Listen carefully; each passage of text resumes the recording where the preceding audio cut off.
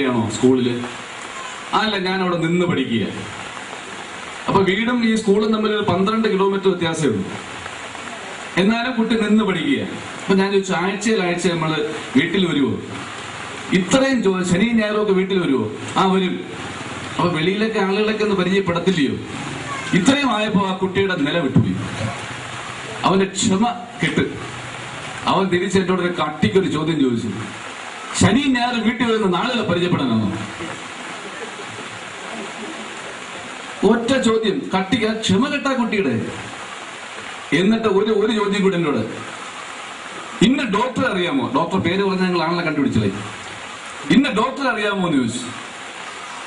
ഞാൻ പറഞ്ഞ അറിയാം. ആ ഡോക്ടർ വീട്ടിന്റെ അടുത്താ. ഇവന്റെ ദേഷ്യമല്ല ഇങ്ങനെ കയറി വരിക. അപ്പൊ ഞാൻ ചോദിച്ചു, മോനി ഡോക്ടറെ എങ്ങനെ അറിയാം?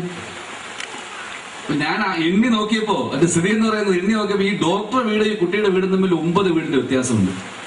9 വീടിന്റെ വ്യത്യാസമുണ്ട്. ഞാൻ ആദ്യം ചോദിച്ച ആളിന്റെ വീട് ഈ കുട്ടിയുടെ വീട് തമ്മിൽ 3 വീടിന്റെ വ്യത്യാസമുണ്ട്. അപ്പൊ ഞാൻ ഇപ്പൊ ചോദിച്ചു, മോനി ഡോക്ടറെ എങ്ങനെ അറിയാം? അത് ഞാൻ അതിലേ പോകുമ്പോ ബോർഡ് കണ്ടിട്ടുണ്ട്. ഡോക്ടറെ അറിയത്തില്ല, ഞാൻ അതിലെ ബോർഡ് കണ്ടിട്ടുണ്ട്. നടന്നു പോകും ബോർഡ്, വണ്ടി പോകും ബോർഡ് കണ്ടിട്ടുണ്ട്. ഞാൻ പറഞ്ഞു, ഇത് ആ കുട്ടിയുടെ കുഴപ്പമാണോ? അല്ല, ആ കൊച്ചിന്റെ കുഴപ്പം അല്ലത്. അപ്പൊ അത് എന്താണ് നമ്മുടെ നാട്ടിൽ ഇങ്ങനെയൊക്കെ വരുന്ന തലമുറ മാറി വരുന്നത്, ഇങ്ങനെ ആയിത്തീരുന്നത്? ഒരു 15 കൊല്ലം മുമ്പുള്ള ഒരു കുട്ടിയാണ് ഞാൻ, ഈ 12 കൊല്ലം മുമ്പുള്ള കുട്ടിയുടെ കാര്യം പറഞ്ഞു. ആ കുട്ടി ഇപ്പൊ വളർന്ന് എത്രയായി കാണുമെന്ന് അറിയാമല്ലോ, 10-27 വയസ്സായി കാണും. ഞാനിപ്പോ ആ കുട്ടിയെ കാണാറില്ല. ഞാൻ ഈ കുട്ടി ഇപ്പൊ വളർന്ന് ഏതെങ്കിലും ഒരു നല്ല വിദ്യാഭ്യാസം, കളക്ടറോ എഞ്ചിനീയറോ ഡോക്ടറോ പിന്നെ ഏതെങ്കിലും വലിയ ഉദ്യോഗം നേടിയെന്നിരിക്കട്ടെ, അവൻ ഈ നാടിന് വേണ്ടി വല്ലതും ചെയ്യാൻ പറ്റൂ?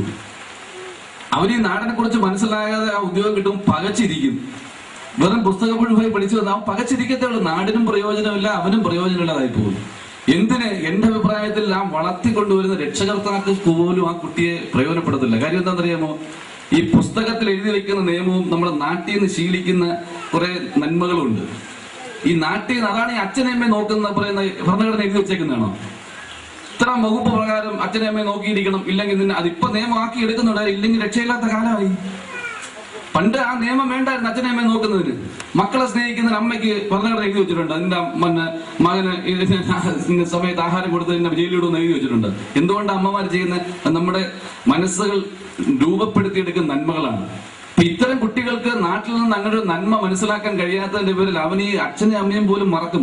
വളർന്നു വരുമ്പോ അവനും അവന്റെ ഭാര്യയും അവന്റെ 2 കുട്ടിയും അത്യാവശ്യം വന്ന ഒരു മാരുതി ആൾട്ടോ കാറും.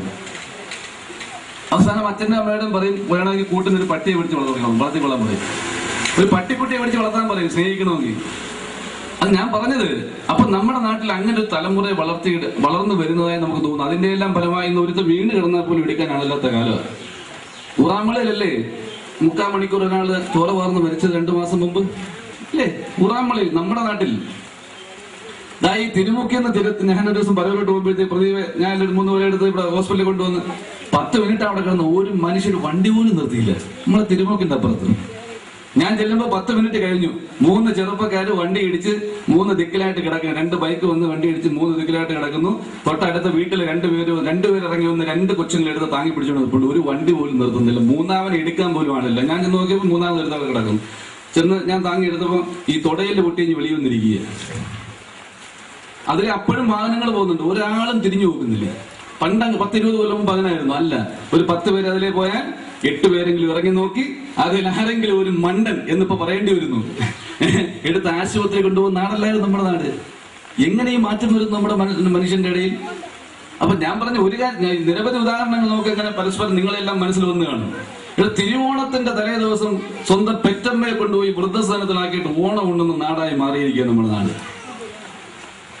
പെറ്റ അമ്മയെ കൊണ്ടുപോയി വൃദ്ധസ്ഥാനത്ത്. ഞാൻ ഇത് നടന്ന കാര്യം ചുമ്മാ പറയുന്നതല്ല. ഇതൊക്കെ ഇത് അവസാനിപ്പിക്കണമെങ്കിൽ ഇത് ചർച്ച ചെയ്യപ്പെടണം. അതുകൊണ്ടായി പറയുന്നത്. അതൊക്കെ ഇവിടെ ഇത്തരം വേദികളിൽ പറയാൻ പറ്റും.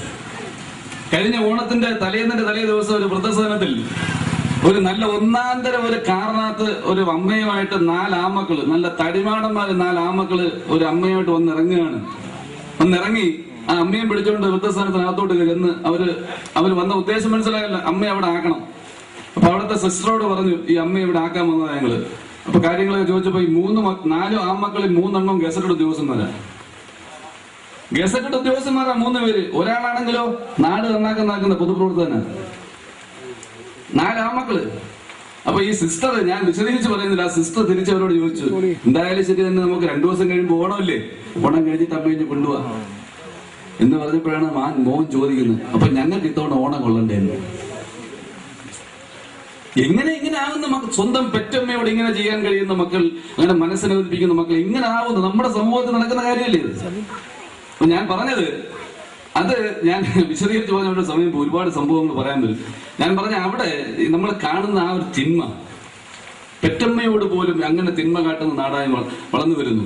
കഴിഞ്ഞ കാല തലമുറകൾ അവരുടെ മനസ്സിൽ സൂക്ഷിച്ചിരുന്ന നന്മയുടെ അംശങ്ങൾ നഷ്ടപ്പെട്ടുകൊണ്ടിരിക്കുന്നു. അതായത് ഈ 4 മക്കൾ അവിടെ, ഈ അമ്മയ്ക്ക് 4 ആൺമക്കൾ മാത്രമല്ല അമ്മച്ചിയുള്ളത്, 1 4 പെൺമക്കളും ഉണ്ട്. 8 മക്കളുള്ള അമ്മച്ചിയുടെ ഗതിയാണ് ഞാൻ പറഞ്ഞത്. 8 മക്കളും അതിന് പേരക്കുട്ടികളുള്ള അമ്മച്ചിയുടെ സ്ഥിതിയായി പറഞ്ഞു. അവസാനം ആ സിസ്റ്റർ ഒന്നും പറഞ്ഞില്ല. അവരവിടെ ഏറ്റുവാങ്ങി. ആ മക്കള് യാത്രയാകുമ്പോ ആ അമ്മ ചെയ്ത പ്രവൃത്തിയാണ് നമ്മൾ മനസ്സിലാക്കേണ്ടത്. ഈ 4 പേരും കൂടെ അവിടെ ആക്കിയിട്ട് വണ്ടി കയറി പോകുമ്പോഴേ ആ അമ്മ നടന്ന് ആ ഗേറ്റിന്റെ അവിടെ, ഓഫീസിനകത്ത് നടന്ന് ഗേറ്റിന്റെ അടുത്ത് വന്ന് നിന്ന് ഈ 4 മക്കളെ നോക്കി അമ്മ ടാറ്റ കൊടുത്ത് യാത്രയാക്കുകയാണ്. അവർക്ക് ഒരു വിഷമവുമില്ല. ആ അമ്മയ്ക്ക് മക്കളോട് യാതൊരു വെറുപ്പുമില്ല. എന്താ കാര്യം? ഒരമ്മയ്ക്കും മക്കൾ എത്ര തെറ്റ് ചെയ്താലും മക്കളെ വെറുക്കാൻ പറ്റില്ല എന്ന് പറയുന്ന ഒരു നന്മ, അത് കഴിഞ്ഞ കാല തലമുറകൾ അവരുടെ മനസ്സിൽ സൂക്ഷിച്ചിരിക്കുന്ന നന്മയാണ്. അതാണ് അവർ പ്രകടിപ്പിച്ചത്. പക്ഷെ നമുക്ക് അത് കൈമുതലായി നിലനിർത്താൻ കഴിയുന്നില്ല. നമുക്ക് നിലനിർത്തി നമ്മുടെ കയ്യിലെത്തിയപ്പോ നന്മ ചോരുക, അമ്മയെ കൊണ്ട് ഉപേക്ഷിച്ചിട്ട് പോവുക.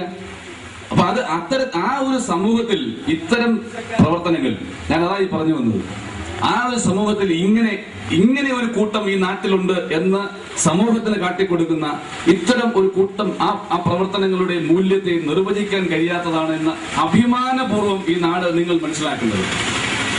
അത്തരത്തിലുള്ള ഒരു മഹത്തായ കടമയാണ് ഇന്നിവിടെ നിർവഹിക്കപ്പെടുന്നത്. ഞാനതിന്റെ വ്യാപ്തിയിലേക്ക് പോകുന്നില്ല. അപ്പൊ അതിന് മുൻകൈ എടുത്ത ഇതിന്റെ ചാരിറ്റബിൾ ട്രസ്റ്റിന്റെ ഇവിടുത്തെ ഭാരവാഹികൾ, അതുപോലെ അവരെ സഹായിക്കുന്ന ഗൾഫിൽ ജീവിക്കുന്ന നമ്മുടെ സഹോദരങ്ങൾ, നിങ്ങൾ ഓരോരുത്തരും ആ ചെയ്യുന്ന പ്രവൃത്തി അതൊരു വലിയ പുണ്യപ്രവൃത്തിയാണ്, ദൈവതുല്യമായ പ്രവൃത്തിയാണ്. ദൈവം എന്തിനാ മനുഷ്യനെ സഹായിക്കുന്നത്? അപ്പൊ ദൈവത്തിന്റെ ഭാഗമായി മാറുകയാണ് നമ്മൾ. ഒരാളിനെ സഹായിക്കുന്നതോടുകൂടി, ഒരാളിനെ സഹായിക്കുന്നതോടുകൂടിയാണ് നമ്മൾ ദൈവത്തിന്റെ ഭാഗമായി തീരുന്നത് എന്നുള്ള ഇതാണ് നമ്മുടെ മനസ്സിലുണ്ടാകേണ്ടത്. അപ്പൊ നമ്മുടെ എല്ലാം ജീവിതത്തിൽ ഇന്ന് ഉള്ളതിനേക്കാൾ കൂടുതൽ നന്മയോടുകൂടിയുള്ള പ്രവർത്തനം എന്റെ ജീവിതത്തിൽ ഉറപ്പാക്കണം എന്ന ബോധത്തോടെ അതൊരു പ്രതിജ്ഞയായി ഏറ്റെടുക്കാൻ കഴിയുന്ന ചടങ്ങാക്കി ഇത്തരം ചടങ്ങിനെ മാറ്റി തീർക്കണമെന്ന് അഭ്യർത്ഥിച്ചുകൊണ്ട്, അപ്പൊ ഞാൻ വളരെ സന്തോഷപൂർവ്വം എല്ലാവരുടെയും അനുഭവത്തോടു കൂടി വളരെ സന്തോഷത്തോടെ ഇതിന് എല്ലാവിധമായ വിജയാശംസകൾ അർപ്പിച്ചുകൊണ്ട്, മഴയാണ് ഞാനൊന്നും പറയത്തില്ലെന്ന് പറഞ്ഞെങ്കിലും അല്പം പറഞ്ഞു പോയതിൽ നിങ്ങൾ ക്ഷമിക്കുക എന്നുകൂടി പറഞ്ഞുകൊണ്ട്, ഏവരുടെയും അനുഭവത്തോടെ വളരെ സന്തോഷത്തോടെ എല്ലാവിധമായ വിജയാശംസകൾ ഒരിക്കൽ കൂടി അറിയിച്ചുകൊണ്ട്, എന്നെ ക്ഷണിച്ചതിൽ പ്രത്യേകം നന്ദി അറിയിച്ചുകൊണ്ട്, ഇതിന്റെ മഹത്വം കൂടുതൽ വർദ്ധിക്കട്ടെ എന്ന് പ്രാർത്ഥിച്ചുകൊണ്ട് ഞാൻ നന്മ ചാരിറ്റബിൾ ട്രസ്റ്റ് ഔപചാരികമായി അതിന്റെ ഓഫീസ് പ്രവർത്തനം ഉദ്ഘാടനം ചെയ്ത് അറിയിച്ചുകൊണ്ട് വാക്കുകൾ ചുരുക്കുന്നു. നന്ദി, നമസ്കാരം, അഭിവാദനം.